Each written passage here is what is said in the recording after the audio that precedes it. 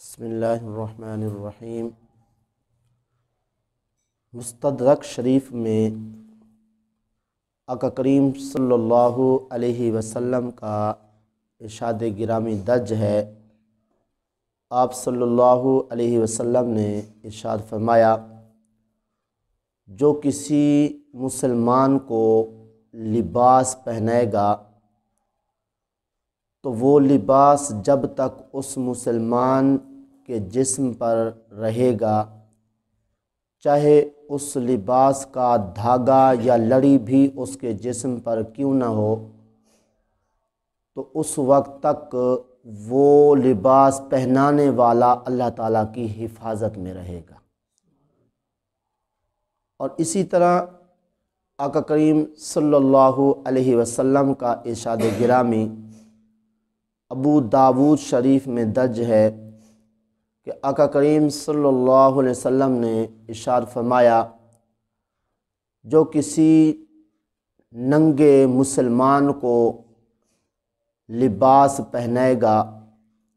اللہ تبارک و تعالی اسے جنت کا سبز لباس پہنائے گا۔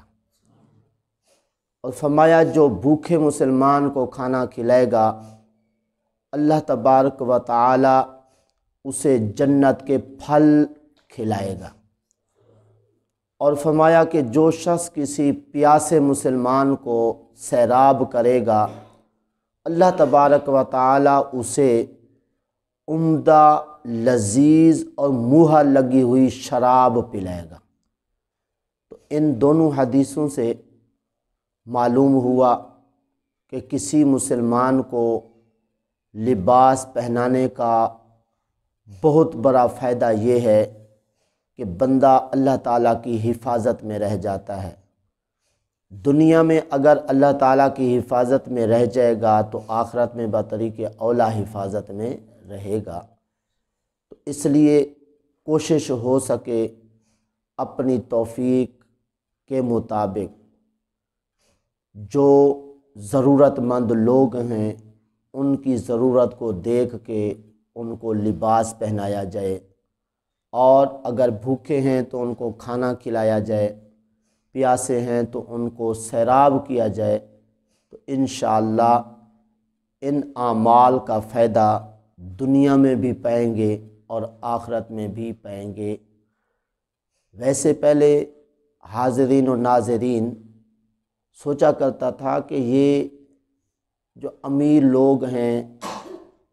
ماشاءاللہ اچھے کھانے پینے والے لوگ ہیں، تو یہ مدارس کے طالب علموں اور استادوں کے ساتھ لباس کی صورت میں یا کھانے پینے کی صورت میں جو وہ انتظام کرتے ہیں، طالب علموں کو کپڑے دیتے ہیں، کھانے وانے کا انتظام کر کے دیتے ہیں، آخر ایسا جذبہ ان کو کیوں ہوگا؟ اب آقا کریم صلی اللہ علیہ وسلم کے فرامین سے پتہ چل رہا ہے کہ خوش نصیب ہیں وہ لوگ جو مدرسے کے طالب علموں یا اپنے عزیز رشتہ داروں کے ساتھ جب کہ ان کے کپڑے نہ ہوں یا ان کے پاس کھانا وانا نہ ہو، تو وہ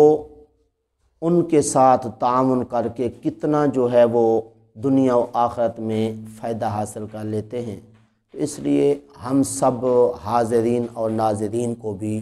کوشش کرنی چاہیے کہ جتنا ہو سکے